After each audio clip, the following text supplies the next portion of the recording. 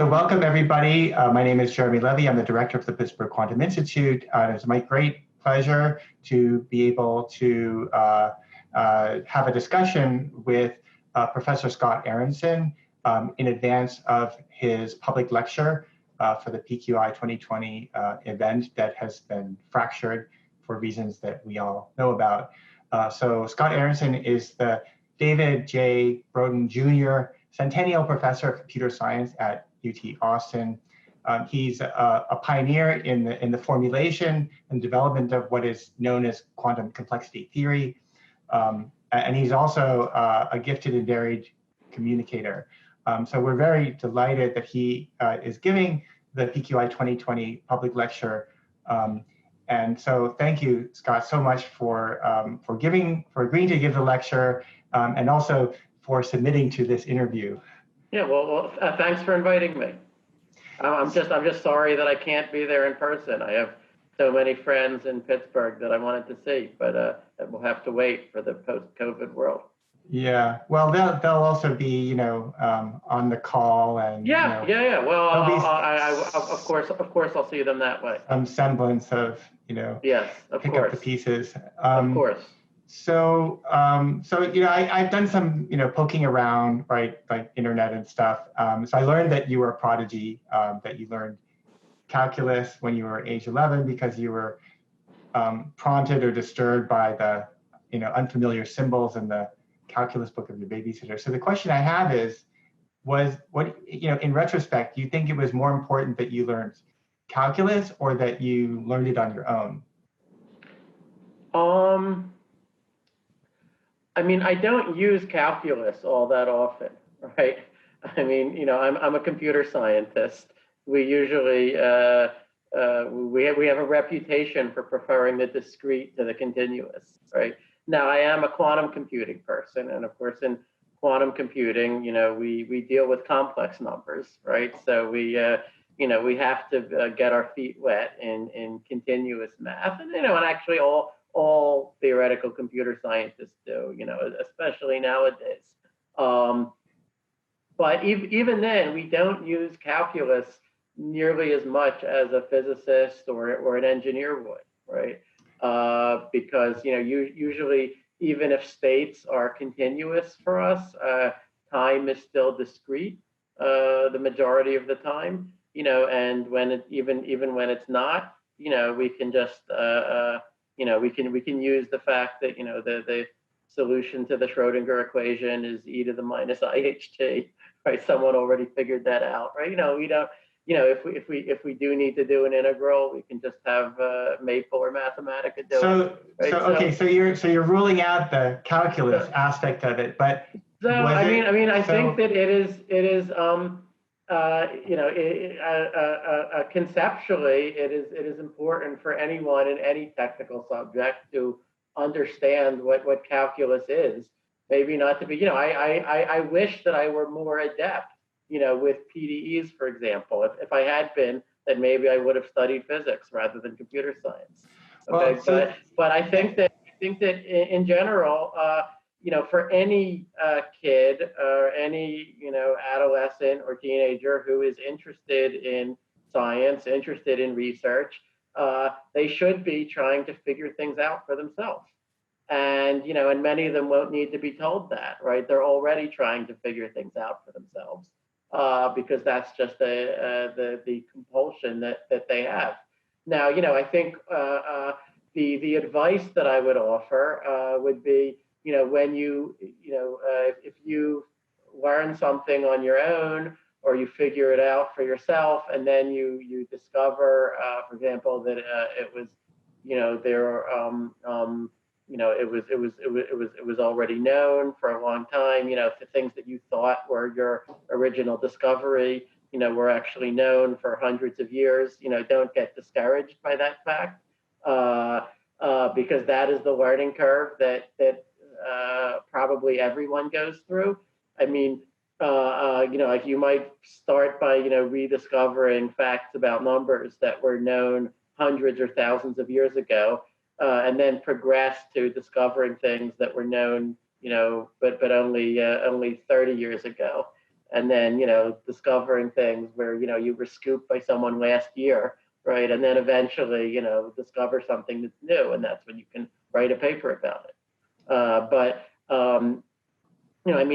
I get just the other day, I got email from someone, like a young student, thinking that he had solved the P versus NP problem. I get many such. I get that a lot, yeah. Probably, because of my blog, right? For some of them are from older people, but some of them are from high school kids, right? And I always try to give them encouragement, even if they are thinking that they've solved the Riemann hypothesis or P versus NP, right? I'm trying to sort of guide them. Well, maybe start by picking something smaller to work on, right? So you don't have to start with the biggest problem in the field, right? But it's not even the worst thing in the world to try your hand at the P versus NP question, as long as you don't go in sort of expecting that you're going to find a solution that the rest of the world will have to bow before, right? I mean, I won't say that it's impossible, but a more likely outcome is that you won't solve the problem, but you'll learn something, right? You'll learn, in the course of working on a super ambitious problem, you will learn something, and maybe you'll be able to break off a piece or come up with an angle or way of thinking about it that's original to you. So you mentioned you made reference to your blog, and I think it is a very widely known. You started writing it in 2005. What took you so long to start a blog? So I remember blogs themselves only started around 2001 or 2002 or thereabouts, and I was still in grad school at the time. There were a bunch of people who suggested to me, oh, why don't you start a blog? You seem to have a lot of opinions. What could be better than to post those controversial opinions for the whole world to see, right? And I sort of hesitated for a few years. I did write some guest posts on Lance Fortnell's blog, and so I sort of got my feet wet a little bit. But I was worried about it. I gave some arguments against, like that it would take up a lot of time, that I would get dragged into endless arguments, that and all those things actually happen, right? If I slipped up and said something that I regretted, then 10 years later someone could dredge it up and use it against me. Right, all of those arguments turn out to be good arguments. Okay, yeah.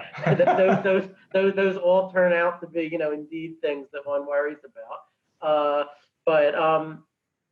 I guess I started it in 2005 when I was a postdoc, and I just felt either like I wanted to procrastinate, or like I just had a few things that I wanted to say, and then it became valuable to me to have that platform. So.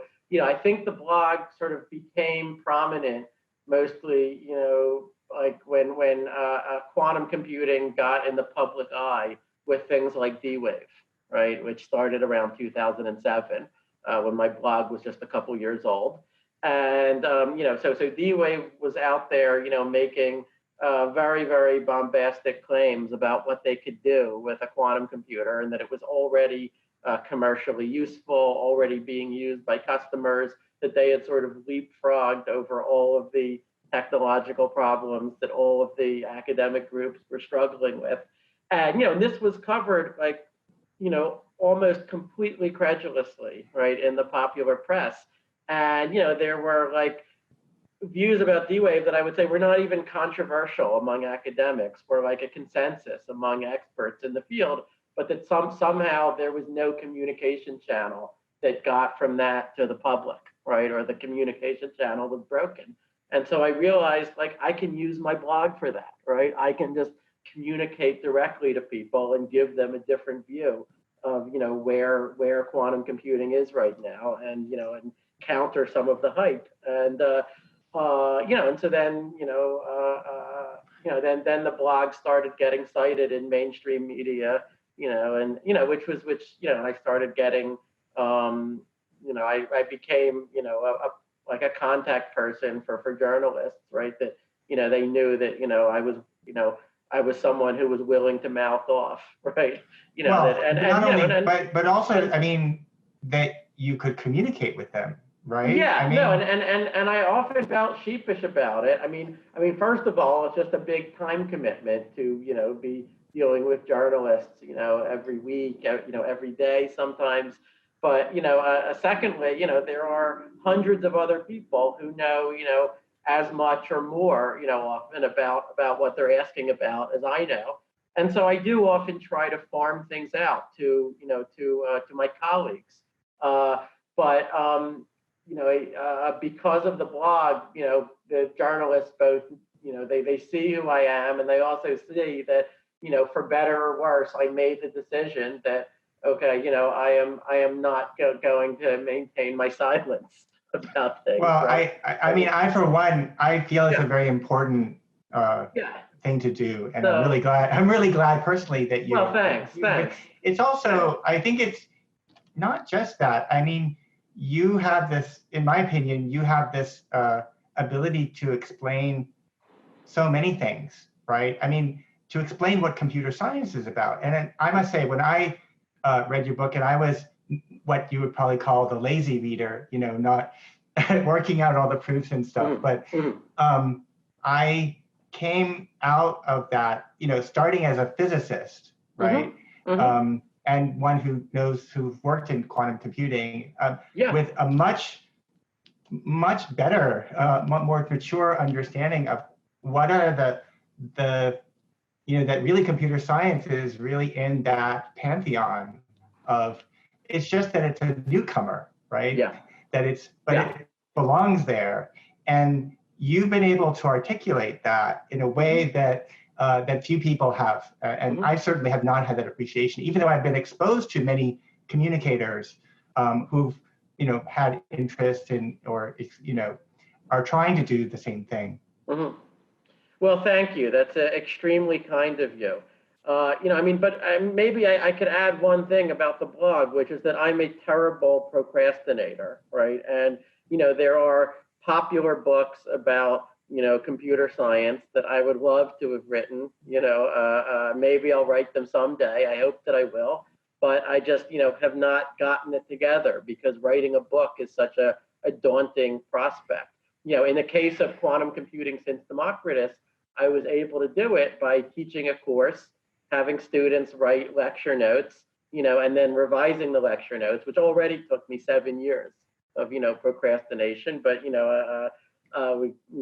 got that to happen. But in the meantime, a blog post, like when you have an idea, often it can be just hours before your post is up. You start getting feedback on it, which of course has good and bad aspects, right? There is no editor, there's no filter. If you say something that you regret, then there's no one who's going to stop you, no one who's going to save you from yourself. I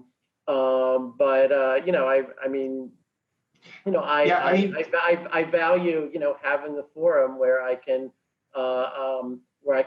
get things out, and get when there's an idea that I want to talk about, then just to get the immediate kind of hamster gratification, the immediate feedback that people are reading it and that they're sharing their own thoughts about it. But maybe this is what I've in some of your posts you've complained about the amount of time that it takes to write a paper, and it's how annoying it is to have to deal with all the little things, and does it really even matter, and so forth. And in some sense, it's kind of like a spectrum, because there probably are some things where it's really important to get it right and you want to make even small corrections. But then there's like a whole spectrum, and I feel like that the couching of those important results in a framework that people can understand at different levels is really important. So when I read your book, I was reminded of Gödel Escher Bach, which is something that I read when I was a teenager, and was very like important for me Well, as like inspiring in my own development and wanting to strive for meaning in the world and connecting different topics well, together. I'm very honored by that comparison. I'm sure that I don't deserve it. Yeah. Well, I feel like it's you have your own approach to doing it, and it was that book was like, I don't know how long it took for that book to it was a work of art, right? Well, yeah. And, well, I mean, Hofstadter wrote it when he was still a student, I believe. And no, and the truth is, I've not actually read GEB all the way through. Because I think by the time I came to it, I was already too old. Like I already knew a lot of the stuff, and like there wouldn't be the magic of seeing it for the first time. But I definitely read all of the dialogues with Achilles and the Dorians. I mean, some of which I think are just great literature. Yeah, and in fact, the dialogue that you have, I was trying to actually wonder whether they were reconstructed from the many years that you've taught the class, or they were like, graduations of questions. This particular class, I only taught once. I taught many similar classes afterwards. Okay, that was really my first time teaching this. Oh, okay, I see. So they were like pretty much quotes. Pretty much. I see. Yeah. That's very interesting. Yes. So, if had to like boil down like one of your main results in a bunch of letters, right? We have post-BQP equals PP. What does that mean? Oh, so all right, sure. I'm this is an audience of that includes physicists, but also chemists, engineers, material scientists, and so forth. Sure. So okay. So this is something that I approved in 2003 or 2000. Yeah, I think in 2003 actually. So this was and it's a very, very simple result, but I guess it's had more. It's turned out to be more influential than a lot of things that I worked a lot harder on. And so post BQP. Okay, so first of all, BQP, right, means bounded error quantum polynomial time. So it's the class of all the problems that you could solve efficiently with a quantum computer informally, right?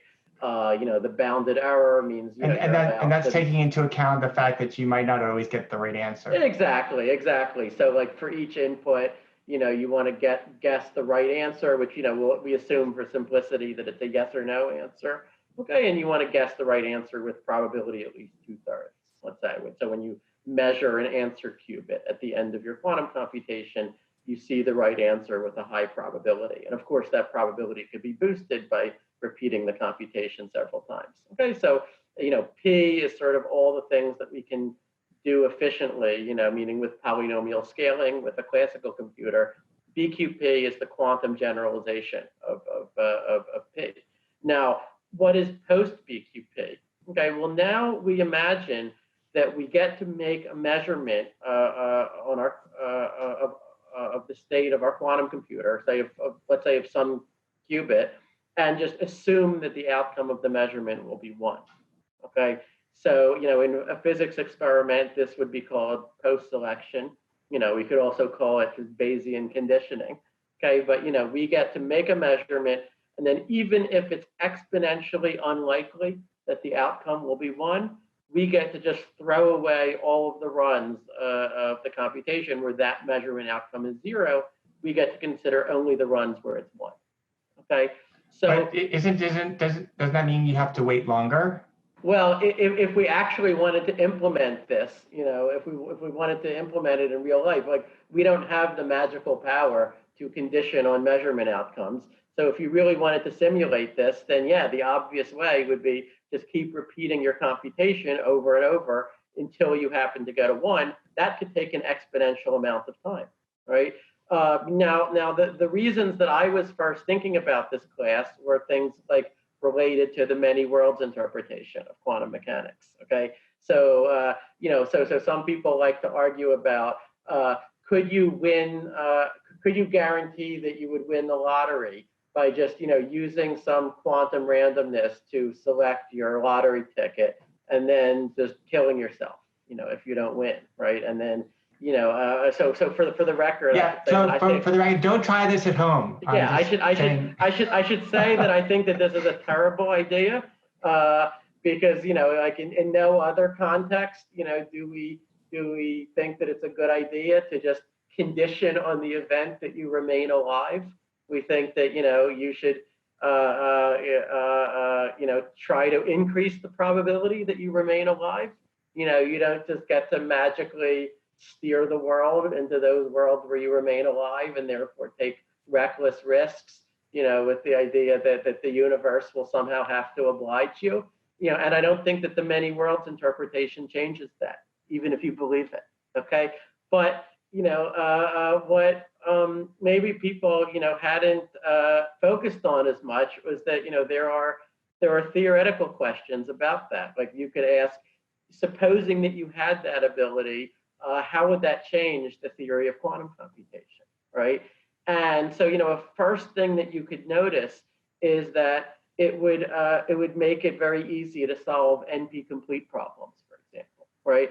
So, one of the most basic misperceptions about quantum computing that people have, and one of the main things that I've tried to counter on my blog, by the way, is the idea that a quantum computer would just magically let you solve any hard search problem, including NP-complete problems, by just trying every possible answer in a superposition, right? Now the reality is, you can create a superposition over all the possible answers, but for a computer to be useful, at some point you've got to measure it, right? And if you just had an equal superposition, you didn't do anything else, you're just going to see a random answer. When you could have picked a random answer yourself with a lot less trouble, right? So, with quantum algorithms like Shor's algorithm or Grover's algorithm, the entire point is to do something that sort of quickly concentrates more of the amplitude on the right answer, right? Taking advantage of the fact that, amplitudes can interfere with each other, right? They're not just probabilities, they're complex numbers, they work differently, right? And so that's what conventional quantum algorithms are all about. And to this day, we do not know of a polynomial time quantum algorithm to solve NP-complete problems, and many of us conjecture that doesn't exist. So, factoring is very, very different from any of the known NP-complete problems. Factoring is very special, okay?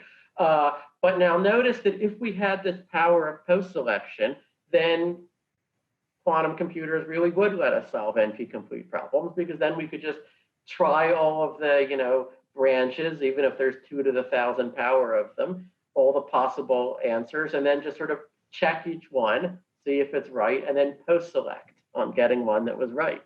Okay, so you could say that if we define a generalization of BQP of quantum computing that allowed post-selection, call it post-BQP, then this class would contain NP. Okay, but in theoretical computer science, we try to really just pin down what these classes are, right, and not just say, oh, you could do this, but what is exactly what you could do? So right? to play devil's advocate, yeah. Yeah. So what I noticed was that if you have both quantum computing, meaning the ability to do interference, and also post-selection, then with those two things together, you can actually do much more than you could do either with a quantum computer or with just an oracle for solving NP-complete problems. Okay, you can get all the way up to solving what are called the counting problems. Okay, an example of a counting problem would be, I give you some NP-complete problem, and I also, let's say, coloring a map, so that no two, neighboring countries are colored the same. That would be a famous example. But now I don't just ask you to find a coloring of the map, which would be like a NP-complete. I give you a number K, and I ask, are there at least K different ways to color the map? Okay, where K could be some enormous number.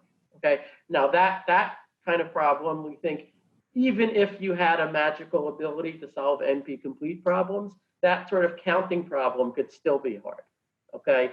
And in fact, those counting problems would give you the ability to simulate quantum mechanics, to simulate a quantum computer, whereas the ability to solve NP-complete problems, as far as we know, would not. Okay, so this is really something more powerful, this counting ability. The type of problem I talked about is captured by a complexity class called PP. Funny name, stands for probabilistic. PP stands for probabilistic polynomial time. Right. Okay, but it's a super duper powerful class, even much more powerful than NP. And so what I showed was that post-BQP and PP are actually equal. Okay, so if I have a quantum computer with post-selection, then I can solve exactly the problems in this well-known classical complexity class, that seems to be much more powerful even than NP. Okay, and then, that was this kind of acute observation, except then like a year or two later, I noticed that you could actually use this to reprove classical facts about PP. So there was like a famous result in classical computer science called the Beagle-Reingold-Spielman theorem that says, like, if I have two problems in PP, then their AND is also in PP. Okay, it's some closure property of this classical complexity class, but I noticed that once you know that PP is equal to post-BQP, then you can prove that theorem in just like a couple of lines. Okay, and so actually this quantum characterization of the classical complexity class can give you more insight even about classical complexity theory. And I've also used this post-BQP in the study of quantum advice. But I think that the main reason why people use this theorem today is in the study of quantum supremacy. Okay, so this ended up being, this post-BQP equals PP theorem ended up being important for the sort of theoretical results that people proved about the hardness of simulating quantum computers in situations like boson sampling or with Google's quantum supremacy experiment. Okay. Oh, that's very interesting, and that of course is going to tie in probably with your lecture, given the title of your. Yeah. So I have a follow-up question about this. So I mean, I've heard this idea that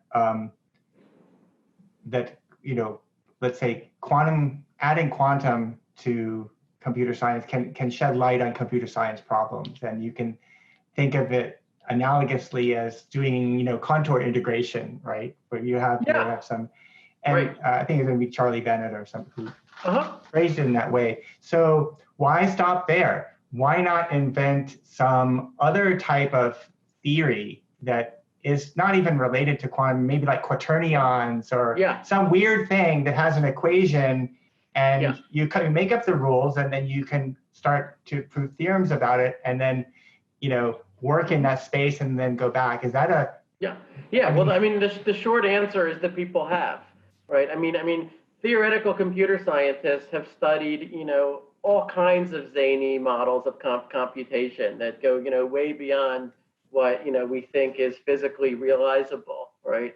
And they did not invent BQP, right? They did not invent quantum computation before physics came along and said that this is a thing to study. But they invented all kinds of things above, below, and to the side of it, right? They so missed it's right? There is a paradigm, is what you're saying. That, and so for example, I mean, people were used to the idea that you study these unrealistic, even unrealistic classes like NP or PP, the counting problems, or this polynomial hierarchy, even just as intellectual tools to help you reach conclusions about can I or can I not solve this practical problem in real life, or build this secure cryptographic code, right?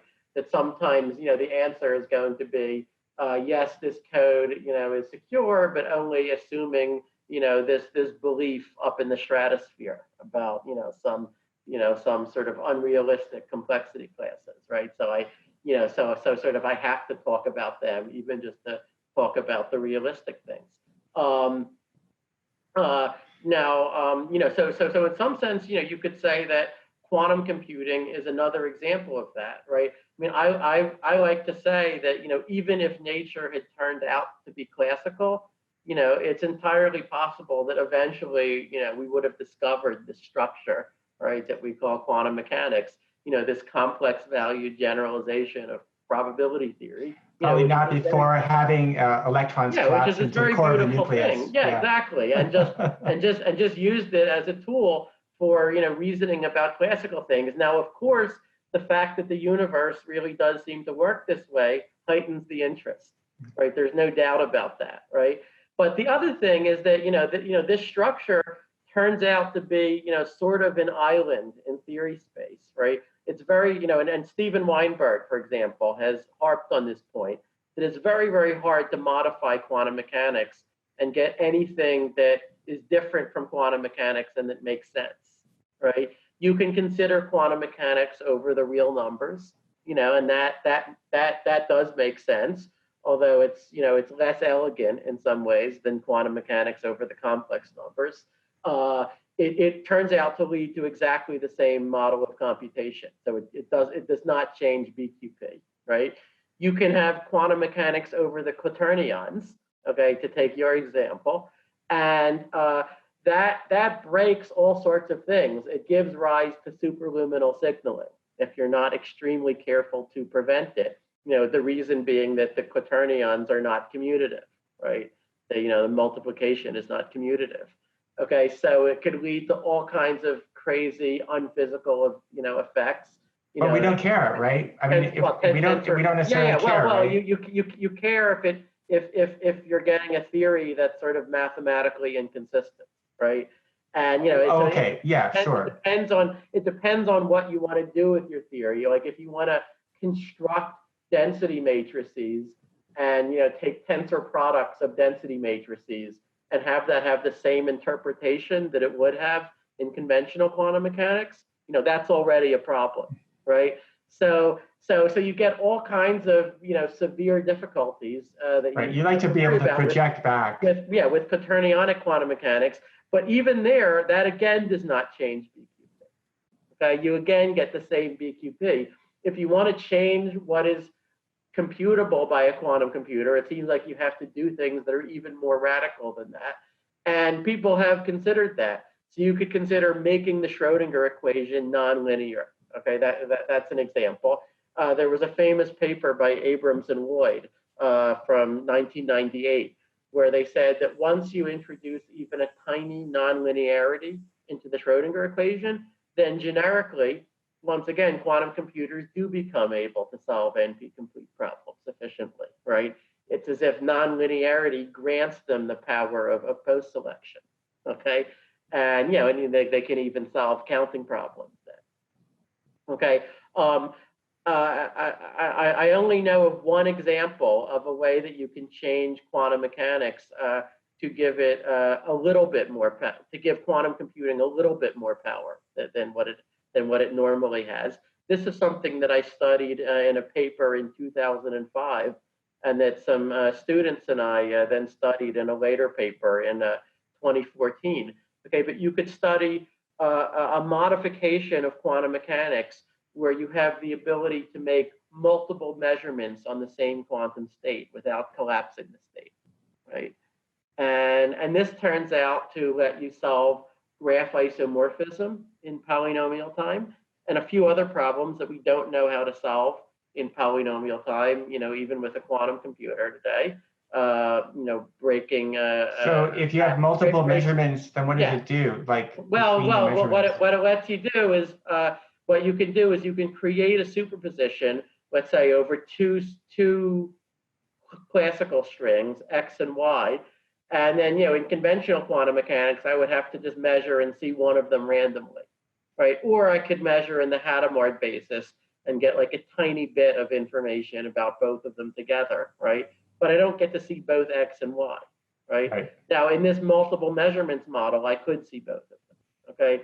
So that's the main difference, okay? Even then, it looks like I still could not solve NP-complete problems in polynomial time, okay? That's the cool part. it turns out that you could solve the Grover problems. You could search a list of n items instead of in square root of n steps. Like with a conventional quantum computer, you could do it in cube root of n steps in this model. Wow. Okay, but that seems to be the limit. I see. Oh, wow. So there are all kinds of fantasy models of computation that you can study. Some of them taking quantum mechanics as a starting point, others not. These multiple measurement thing I mentioned.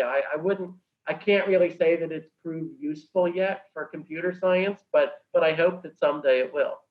Yeah, I mean, who knows? It's that's out there right. now, and people can move advance from it. So maybe as a little bit of a preview, so the this quantum supremacy, right, is a threshold where there's a big jump, and not only a big jump between a quantum computer and a classical computer on some problem, but that that gap is only going to get bigger and bigger over time because of the way in which things are advancing. So how important really was that particular advance with the 53 qubit? So I think that it is very important, both scientifically sort of and for the sort of broader perceptions of our field.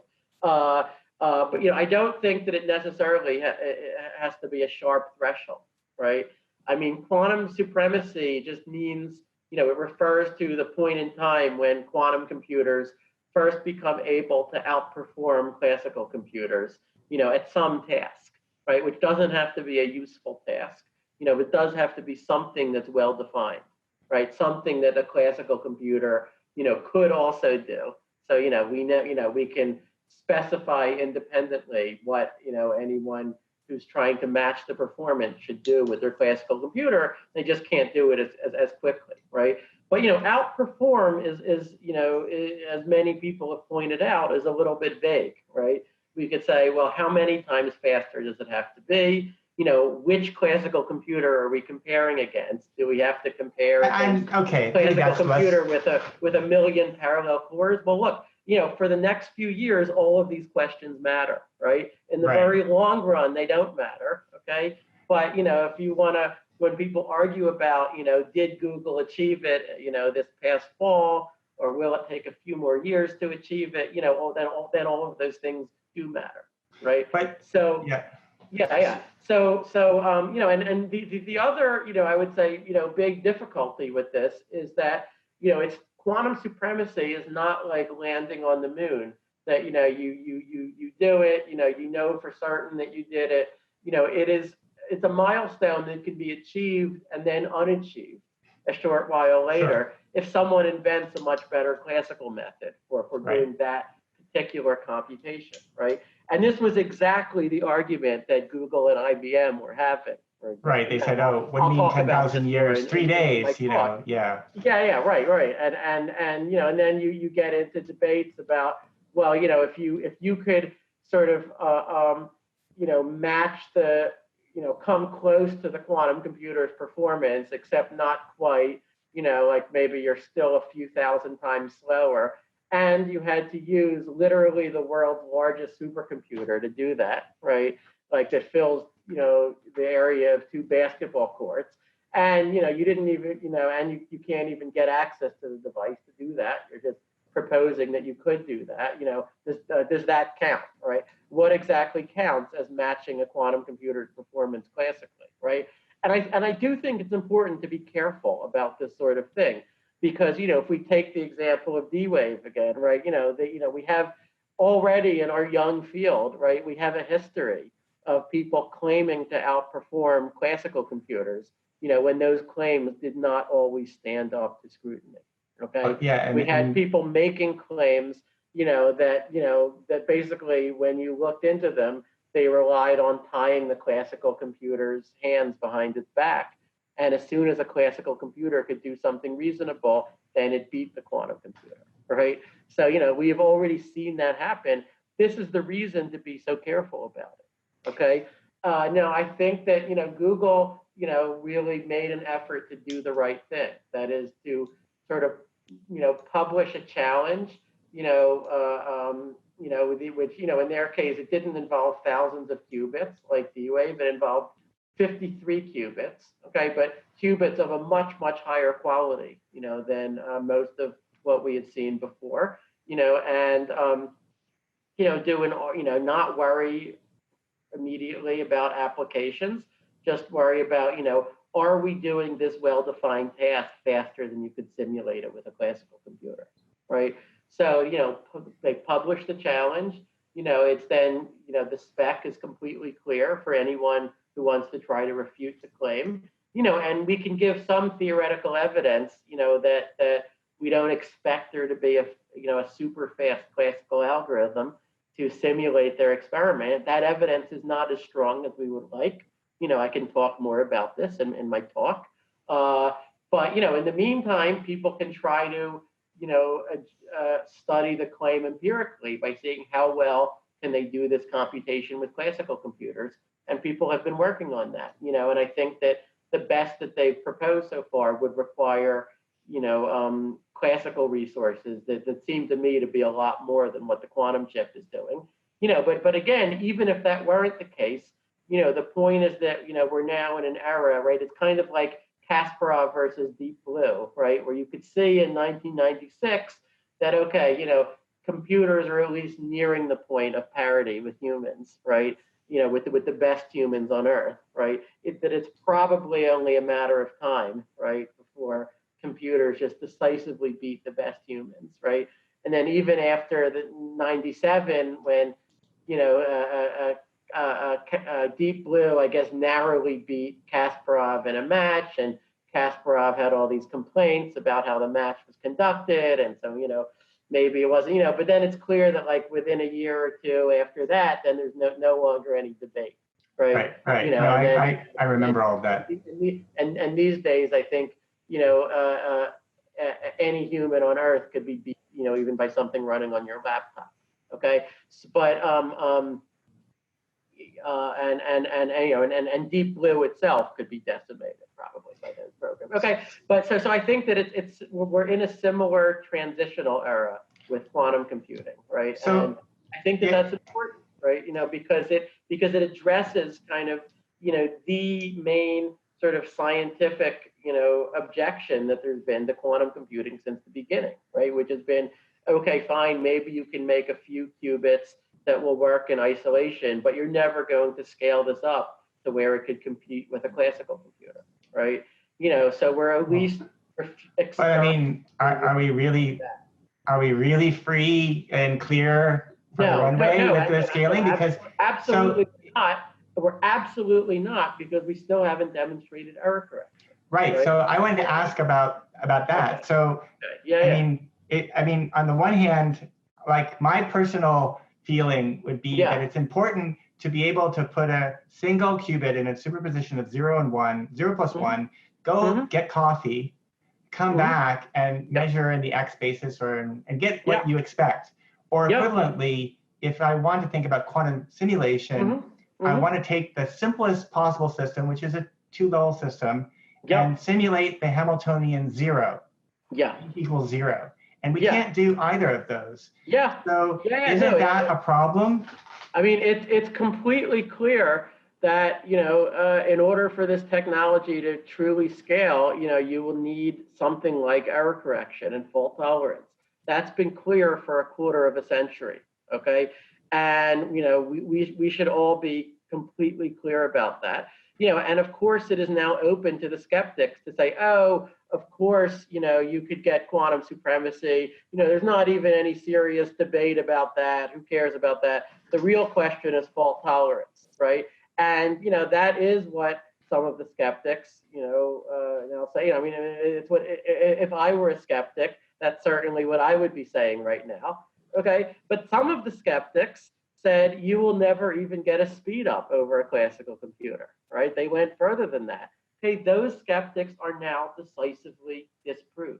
Right. And but what about the middle group? What about that middle group? what about that middle group? Well, The people who said, yeah, yeah, I mean, sure, it'd be great, but we need quantum error correction. Well, yeah, I mean, as I said, it is completely clear that we need error correction, and there is, I don't think that you will find anyone who had any involvement with these quantum supremacy experiments who would say anything else.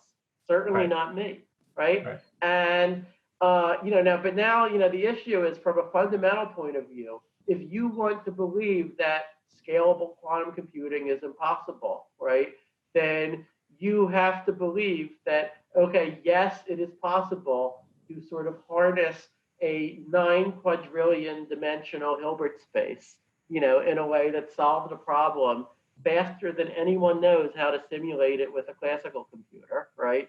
By, doing linear algebra on these, 9 quadrillion amplitudes being maintained in superposition, with 53 controllable qubits. But, if we try to do 1,000 qubits, and do the error correction, then that's not going to work. Okay. So now, now sort of the stakes are I think that the ball is in the court of the people who think it's impossible to say, well, we'll explain why you can do the one and you can't do the other. Yeah, well, I certainly don't think it's impossible. I mean, Well, look, I mean, of course, if it does turn out that quantum fault tolerance cannot be achieved for some fundamental reason, then that's more exciting than if it can be done, right? Because that would be a revolution in physics. Okay, that would change our whole understanding of quantum mechanics itself. I mean, there has to be something new, and really, really deep that we do not yet understand. Right, a theoretical result. That would make it impossible. This I would say is sort of the central point that maybe a lot of the skeptics have not appreciated. Okay, maybe with the sole exception of Gil Kalai, who says that yes, it will be a revolution, and we should go make that revolution happen, right? And everyone should work on quantum computing and should discover the new reason why it's obviously impossible. Okay, how you could know that it's obvious that it's impossible without first discovering the reason is a little bit beyond me. Okay, but I would say that the belief that ultimately you can build a fault-tolerant quantum computer and it will work like the theory says, that's just a conservative prediction, right? That's just the no change to our current understanding. That's the boring prediction.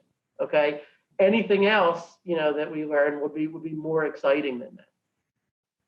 Yeah, no, I mean, I want to believe, and I think that it is one of the most. I wouldn't, as I said, if you gave me a choice, I might even choose for quantum computing to not be possible, just because then we would be, at the on the cusp of a revolution in physics, and and we would be some of the ones who would get to make it, right? But that's not revolutions are not always good. Exactly. Yeah. But certainly if you ask me to bet, I would bet that quantum mechanics is going to work. As it's worked in every experiment for the last century.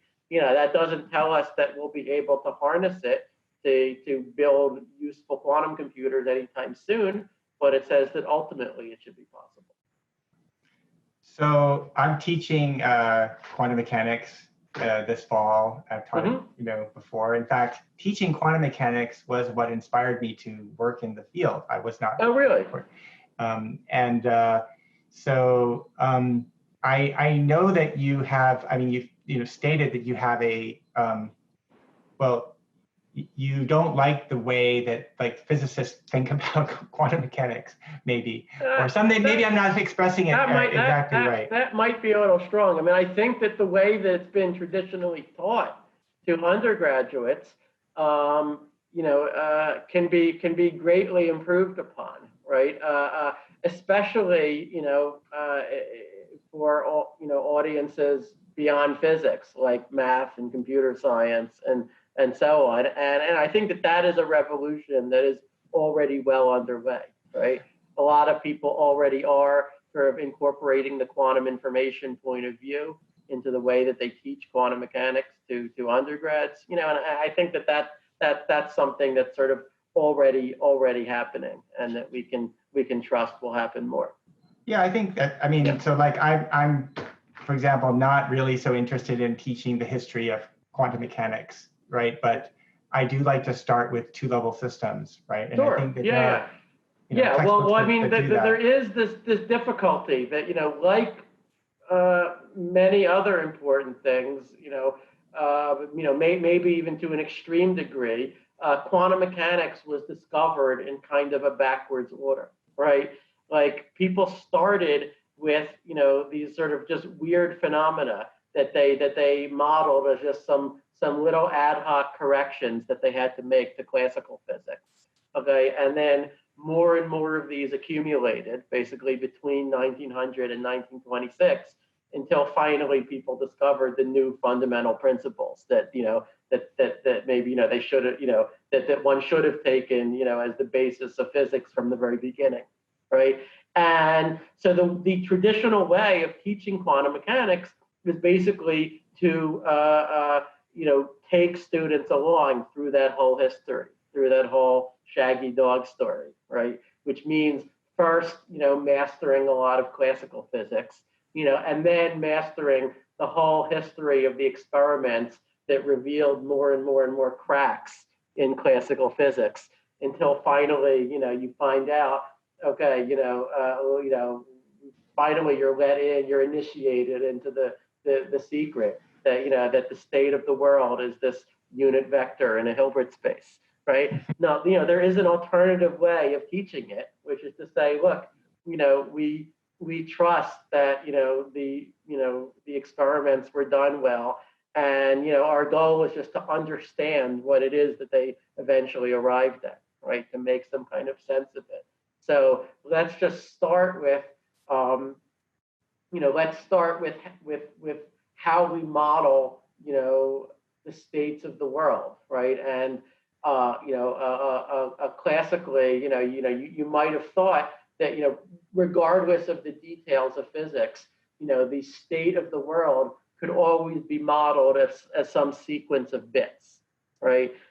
Bits that recorded what was going on at each little point in space, whether there was a particle there, if so, what kind of particle, and so on. And then the nearby bits would interact with each other according to some uniform rule, right? So that the world would look like some kind of gigantic cellular automaton, right? And that's to anyone who's studied computer science or even has just played a video game, that was that is sort of a natural guess about the laws of physics. And you might even say that once you understand that much, then the actual details of what kinds of particles are there and so on, that you could sort of leave to the physicists, right? That might be a finer level of detail than you want to enter into. Okay, but now the important thing to understand is that quantum mechanics is changing something even at that high level of description, right?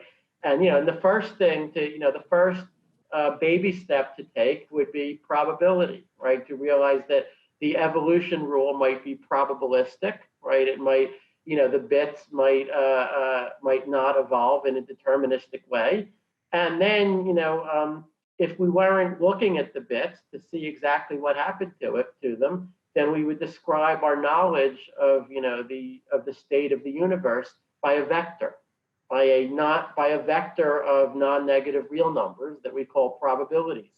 And the laws of physics could then be written as a linear evolution of that vector, okay, as the application of a bunch of norm-preserving linear transformations to this vector of probabilities, describing how likely is each possible configuration of the world.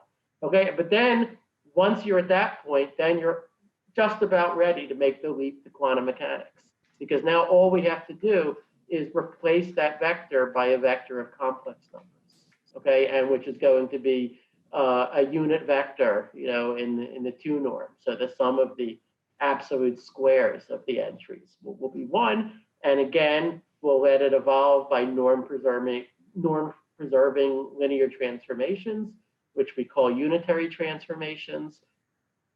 Okay, and then we have to, come up with a rule for what do we see when we look at a quantum system. But at this point, there's almost only one rule that will make any mathematical sense, and that is that the probabilities should themselves go like the squared absolute values of these amplitudes.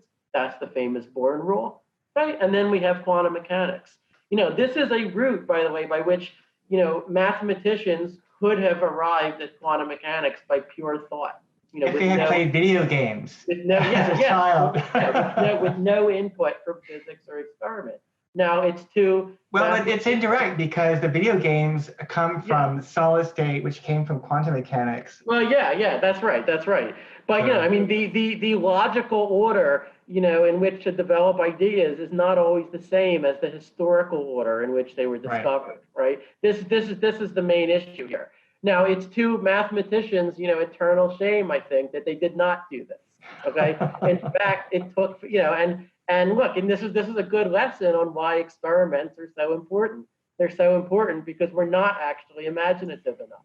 So without computers, do you think that computer science would be where it is now? I mean, without being able to practice on, isn't it similar? Certainly it wouldn't. We can see that the actual availability of computers, drove all sorts of developments, even in theoretical computer science. It made people realize that efficiency is important, right? That not just whether something is computable or not, but how efficiently was going to be a central issue. Now, you could say that's something that they should have realized a priori, right?